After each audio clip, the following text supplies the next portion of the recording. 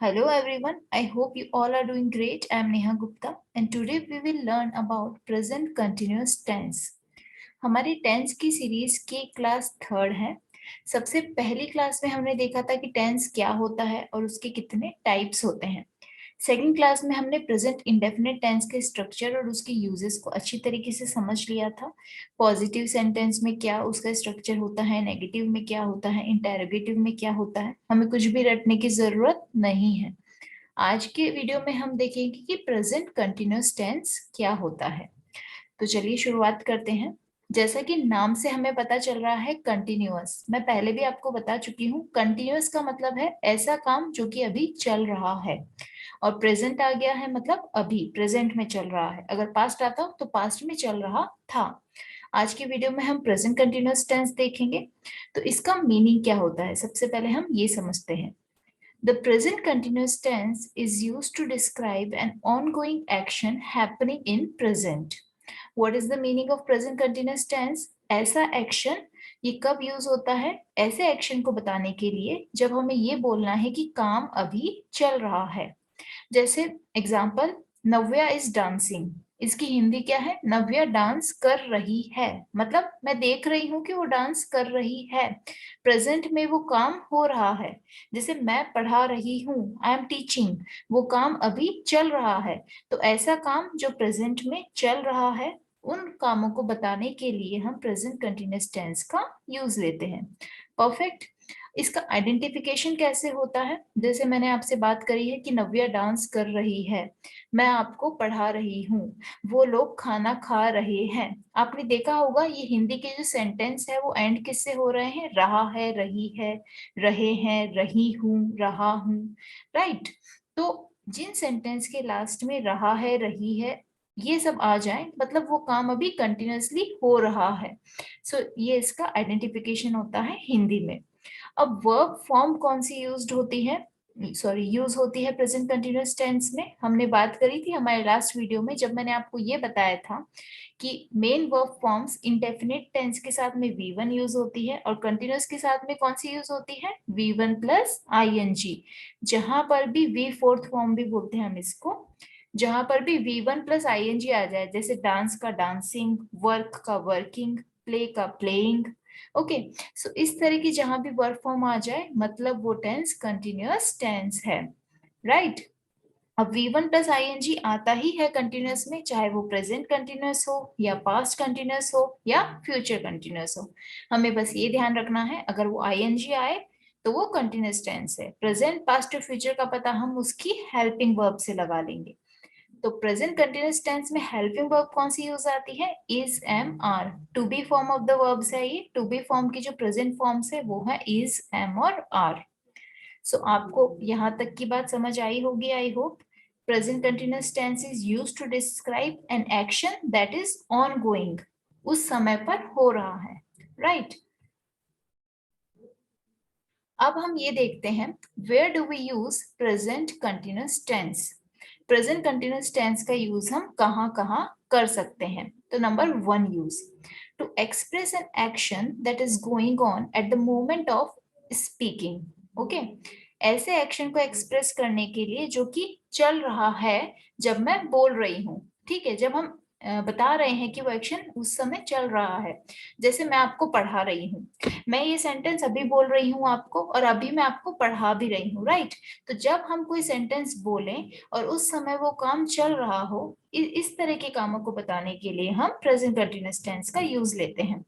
जैसे they are playing, मतलब मैं बोल रही हूँ और वो प्ले कर रहे हैं। Eight the moment of speaking, मैं जिस भी चीज के बारे में बात कर रही हूँ उस समय वो काम हो रहा है। इफ आई से नव्या इज ईटिंग, तो नव्या उस समय खा रही है। इफ आई से आई एम टीचिंग, तो मैं आपको अभी पढ़ा रही हूँ। ओके। तो पहला यूज तो क्या हुआ कि काम चल रहा है उस समय पर जब हम वो सेंटेंस बोल रहे हैं। सेकेंड यूज क्या हुआ?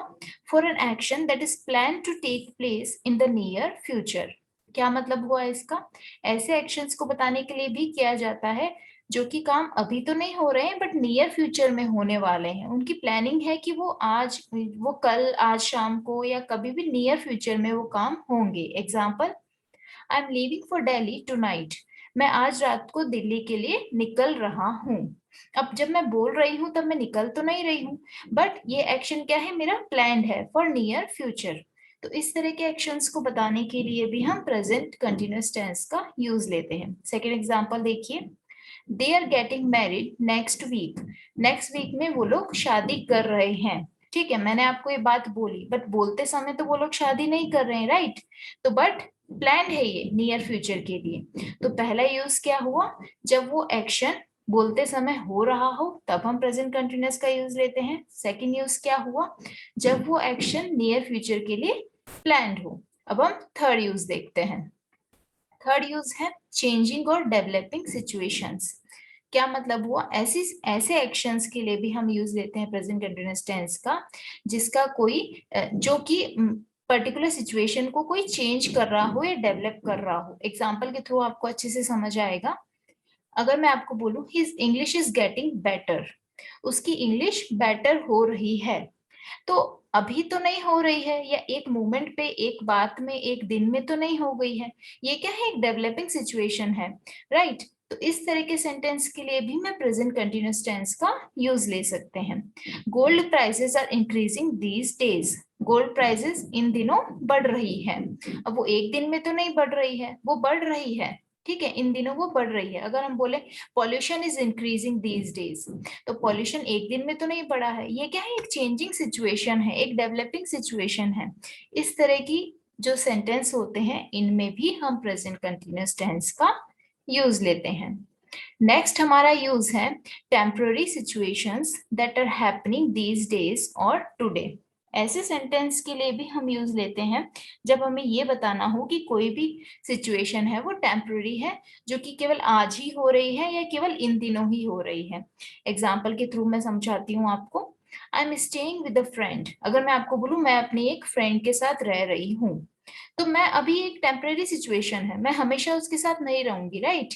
हो सकता है मैं कल उसके साथ रहना बंद कर दूं, हो सकता है एक महीने के लिए ही मैं उसके साथ रह रही हूँ, क्योंकि मेरे कहने का मतलब है मैं अपनी फ्रेंड के साथ रह रही हूँ। So it's a temporary situations. तो इस तरह की सिचुएशंस को बताने के लिए भी प्रेजेंट कंटिन्यूअस टेंस का यूज होता है। सेकेंड एग्जाम्पल देखिए, he is painting his flat this week. अब क्या है, वो टेम्परेरी सिचुएशन है, वो अपना फ्लैट जो है इस वीक पेंट कर रहा है। और वो टेम्परेरी है, पेंट हो जाएगा तो वो बंद कर देगा ना पेंट करना, राइट? ऐसा तो नहीं है कि वो करता रहेगा। सो इस तरह की टेम्परेरी सिचुएशंस को बताने के लिए भी प्रेजेंट कंटिन्यूअस टेंस का यूज होता है।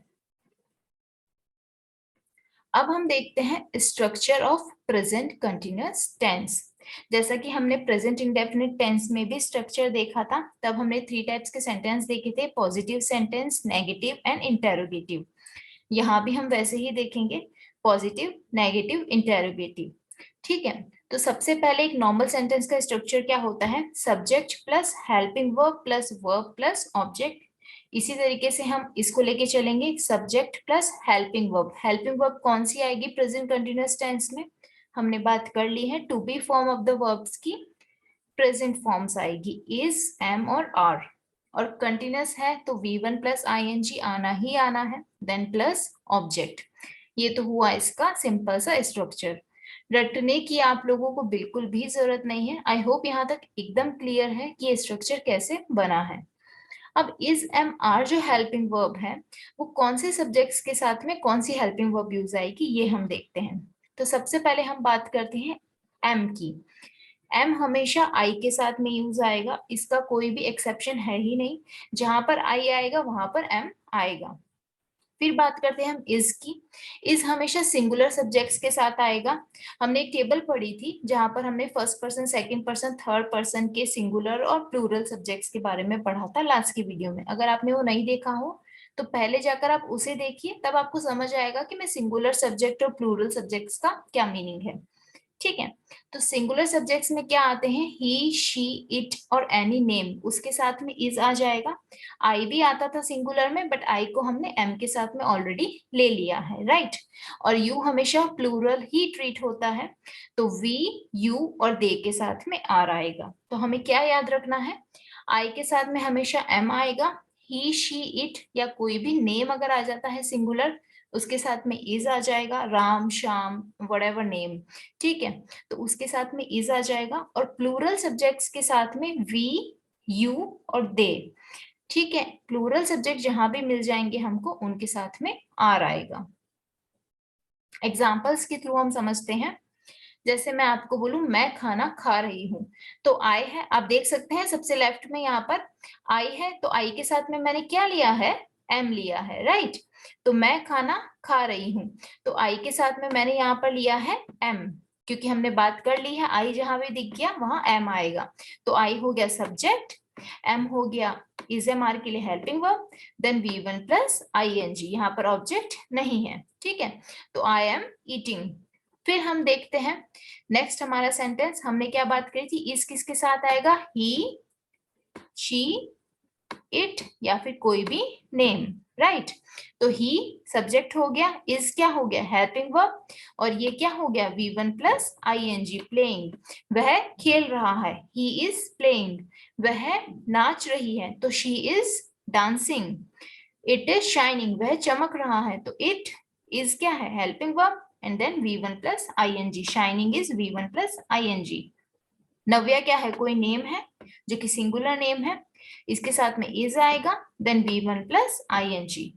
ये हो गए सारे सिंगुलर सब्जेक्ट्स के साथ। अब हम देखते हैं प्लूरल सब्जेक्ट्स के साथ में। प्लूरल सब्जेक्ट्स कौन कौन से थे हमारे, यू, वी, दे और एनी प्लूरल नाउन्स, उनके साथ में क्या आएगा, आर आएगा। सपोज अगर मैं बोलूं कि Ram and Shyam are playing, तो ये क्या है, वो प्लूरल नाउन्स हो गए, राइट। तो अब सबसे पहले हम देखते हैं दे, दे क्या है, प्लूरल है, तो उसके साथ में आर आएगा, देन अराइविंग, ये क्या है, V one plus I N G है, then this is object. You plural की तरह हम ट्रीट करते हैं यू को, आर हेल्पिंग वर्ब आएगी जो कि हमने बात करी है, then doing is V one plus I N G, your work क्या है, ऑब्जेक्ट है, you are doing your work, तुम अपना काम कर रहे हो, वो आज रात को पहुंच रहे हैं, they are arriving tonight, we are playing cricket, हम क्रिकेट खेल रहे हैं। आपने नोटिस किया होगा ये सेंटेंस हमेशा कहाँ से एंड हो रहे हैं, रहा है, रही हूं, रहे हैं से। तो आई होप यहाँ तक क्लियर हो गया होगा कि आई के साथ में एम आएगा, ही, शी, इट या एनी नेम के साथ में इज आएगा, यू, वी, दे और कोई भी प्लूरल नाउन्स हैं उनके साथ में आर आएगा। तो ये हुई प्रेजेंट कंटिन्यूअस टेंस के अफर्मेटिव सेंटेंस की बात। अब हम देखते हैं नेगेटिव सेंटेंस। नेगेटिव क्या हुआ, बहुत सिंपल है। नेगेटिव मतलब जहां पर ना का यूज हो रहा है, नो का यूज हो रहा है, तो बहुत सिंपल है। हमने कैसे किया, सब्जेक्ट प्लस इजेमआर प्लस हमने बीच में क्या लगा दिया, बस नॉट, बाकी का स्ट्रक्चर एज इट इज रहा। ओके, तो हमारे जो प्रीवियस एग्जांपल्स थे हमारे, उन्हीं को हम नेगेटिव में जब हम कन्वर्ट करते हैं तो क्या आता है, आई एम ईटिंग का क्या हो जाएगा, आई एम नॉट ईटिंग। हमने क्या लगाया, बस इज एम आर के बाद में नॉट लगा दिया। ही इज प्लेइंग, उसका क्या हो जाएगा, ही is not playing. She is not dancing. It is not shining. Navya is not reading. They are not arriving tonight. You are not doing your work. We are not playing cricket. ठीक है, simple था एकदम। अब हम देखते हैं हमारा interrogative sentence. तो इंटेरोगेटिव सेंटेंस का मतलब क्या हुआ, जब भी हम कोई क्वेश्चंस पूछ रहे हैं, तो क्वेश्चंस जब हम पूछते हैं तो दो तरह के क्वेश्चन पूछते हैं। एक तरह का क्वेश्चन ये होता है जिसका आंसर यस या नो में देना पॉसिबल होता है, ठीक है। और सेकंड टाइप ऑफ क्वेश्चंस कौन से होते हैं, जिनका आंसर थोड़ा सा डिटेल में देना जरूरी होता है, जिनका कोई स्पेसिफिक आंसर होता है। सपोज कीजिए मैं आपको ये पूछूं, क्या तुम खाना खा रही हो, तो आप हाँ या ना में इसका जवाब दे सकते हैं, राइट, कि हाँ मैं खा रही हूँ या नहीं मैं नहीं खा रही हूँ। अगर मैं तुमसे ये पूछूं कि आप क्या खा रहे हो, तो इसका कोई स्पेसिफिक आंसर होगा, ठीक है। तो ऐसे इंटेरोगेटिव सेंटेंस जिसका आंसर यस या नो में देना पॉसिबल होता है, उनका स्ट्रक्चर क्या होगा, सिंपल सा होगा। बस जो हमारा नॉर्मल स्ट्रक्चर था, हमने क्या किया था, सब्जेक्ट लिखा था नॉर्मल स्ट्रक्चर में, उसके बाद इजेमआर था यहाँ पर, फिर था V one plus I N G, फिर था ऑब्जेक्ट। हमने बस इन दोनों को इंटरचेंज कर दिया है, इजेमआर पहले आ गया है और सब्जेक्ट उसके बाद में। क्यों, क्योंकि इस तरह के जो क्वेश्चंस है इनका आंसर देना यस और नो में पॉसिबल है।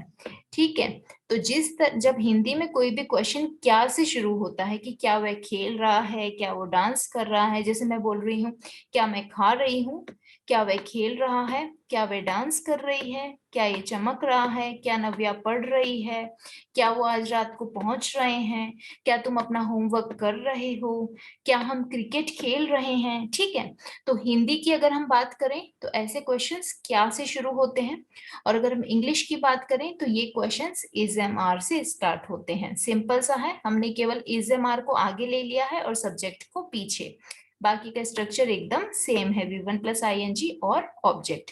अब नोटिस करेंगे कि मैंने नीचे जितने भी सेंटेंस लिखे हैं इन सब का आंसर यस और नो में देना पॉसिबल है।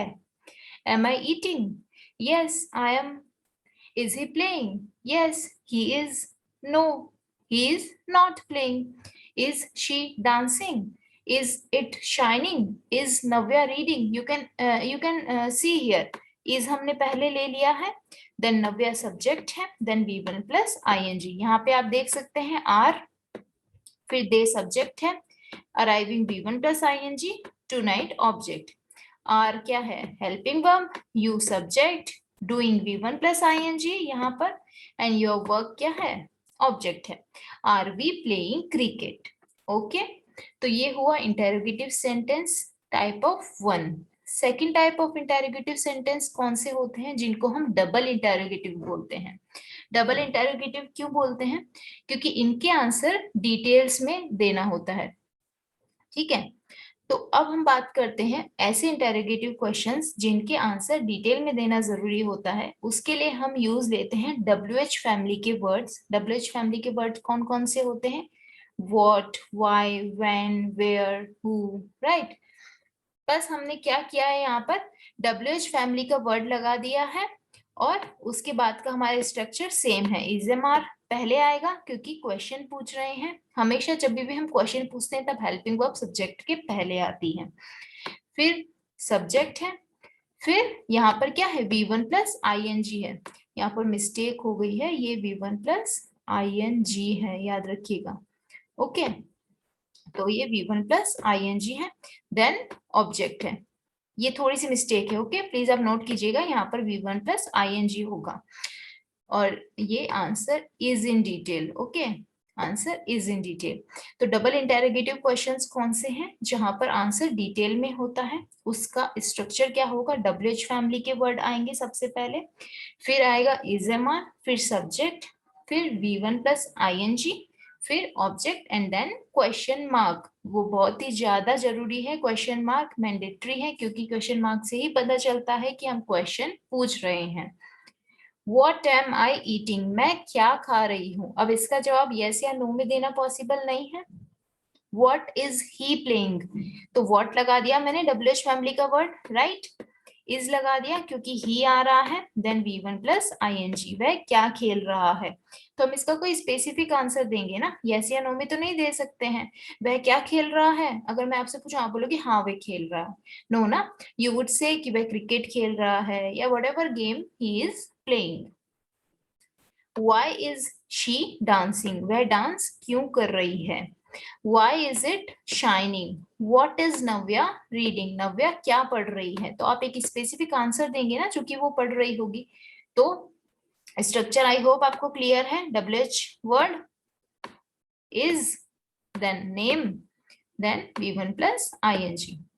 ऐसे ही वह कब आ रहे हैं, देन when, WH वर्ड। जो भी हमें क्वेश्चन पूछना है उसके हिसाब से हम WH फैमिली का वर्ड लगाएंगे। ठीक है, जब हमें क्यों पूछना है तो why लगाएंगे, जब हमें क्या पूछना है तो what लगाएंगे, कब पूछना है तो when लगाएंगे, कहाँ कोई प्लेस पूछना है तो हम where लगाएंगे। ठीक है, तो when are they arriving? तो when आ गया, इजएमआर आ गया, आर आ गया क्योंकि दे है, देन यहाँ पर V1 plus ING, then why are you doing your work? इसी तरीके से where are we playing cricket? तो ये हो गए हमारे डबल इंटरोगेटिव सेंटेंस का स्ट्रक्चर। अब हम देखते हैं कुछ एक्सेप्शंस ऑफ कंटिन्यूअस टेंस। हर चीज में कुछ ना कुछ एक्सेप्शन होता है, ठीक है। तो कंटिन्यूअस टेंस की हमने बात कर ली है कि इसमें V1 प्लस आईएनजी आता ही आता है। V1 प्लस आईएनजी जहां पर दिख जाए वहां पर कंटिन्यूअस टेंस है। लेकिन ऐसी कुछ वर्ब्स होती हैं जिनको हम कंटिन्यूअस फॉर्म में नहीं लिख सकते हैं। अगर हमें उसकी कंटिन्यूटी बतानी भी है तो भी हम उनको सिंपल फॉर्म में ही लिखते हैं। ऐसी कौन सी वर्ब्स होती हैं, हम उनके बारे में बात करते हैं। We don't use continuous tense with stative verbs. Stative verbs include stative verbs. Stative verbs हमें क्या बता रही है? ऐसी वर्ब जो कि हमें स्टेट बता रही है, जो कि हमें ये बता रही है कि पर्टिकुलर थिंग का, पर्टिकुलर पर्सन का क्या स्टेट है। वर्ब्स ऑफ थिंकिंग और वर्ब्स ऑफ फीलिंग, जैसे कि believe, dislike, like, know, love, hate, want, understand, prefer. तो ये जो भी वर्ब्स मैंने अभी बोली है ये कभी भी आईएनजी फॉर्म में नहीं आती है। अगर मैं आपको बोलूं कि आई एम वांटिंग दिस, तो ये गलत है। अगर मेरे को आपको कंटिन्यूटी बतानी है कि प्रेजेंट में मेरे को उसकी जरूरत है, कि मैं उसे चाह रही हूँ, तो भी मैं क्या आपको बोलूंगी आई वॉन्ट दिस। आईएनजी नहीं लगाते हैं। अगर मैं बोलूंगी आई एम लाइकिंग दिस, तो ये भी गलत होगा, ग्रामेटिकली ये रॉन्ग होगा। आजकल स्पोकन इंग्लिश में इसका यूज होने लग गया है, बट रिटन इंग्लिश में इसका यूज रॉन्ग होता है, ये गलत होता है। आई एम बिलीविंग, अगर मैं आपको बोलूं आई एम बिलीविंग दिस, तो ये गलत है। I believe this. ओके, जब मुझे इन फॉर्म को एक कंटिन्यूअस फॉर्म में यूज लेना भी है तो भी मैं सिंपल फॉर्म का ही यूज लूंगी, ठीक है। वर्ब्स ऑफ सेंसेस जितनी भी होती है, जैसे appear, look, taste, smell, sound, feel, इस तरह की जो वर्ब है जो हमारी सेंसेस से जुड़ी हुई है। जैसे मैं बोलूं it it is smelling bad, तो इट विल बी रॉन्ग। मुझे क्या बोलना रहेगा? It smells bad. यह बुरी, उसकी गलत बदबू आ रही है, बुरी बदबू आ रही है, तो क्या होगा? It smells bad. It is smelling bad नहीं होगा, ओके। इसी तरह की अदर वर्ब्स जो है, अग्री, बिलोंग, डिसअग्री, नीड, तो ये सारी वर्ब्स आप याद कर लीजिए। जैसे कि वर्ब्स ऑफ सेंसेस जो होती है, थिंकिंग और फीलिंग की जो वर्ब्स होती है, इस तरह की वर्ब जो कि स्टेट बताती है, उन वर्ब के साथ में आईएनजी फॉर्म या कंटिन्यूअस टेंस का यूज नहीं होता है। We normally use simple tense इसके साथ। कैसे? अगर मैं आपको बोलूं हाँ आई एम अंडरस्टैंडिंग, तो वो गलत होगा। अगर मैं प्रेजेंट में अंडरस्टैंड भी कर रही हूँ ना, तो भी मैं यूज लूंगी I understand. Okay, I hope आपको आज का वीडियो समझ आ गया होगा। कोई भी क्वेरी हो तो लिखकर कमेंट बॉक्स में मुझसे जरूर पूछिएगा। Thank you for watching the video. और वीडियो पसंद आया हो तो इसे लाइक और शेयर करना बिल्कुल मत भूलिएगा, और सब्सक्राइब करना भी बिल्कुल मत भूलिएगा। बेल आइकन पर क्लिक कीजिएगा ताकि आने वाले वीडियो के अपडेट्स आपको जल्दी मिल जाए। कमेंट बॉक्स में लिखकर मुझे जरूर बताइएगा कि वीडियो कैसा लगा, और कोई भी क्वेरी हो तो लिखकर जरूर पूछिएगा। Thank you once again for watching the video.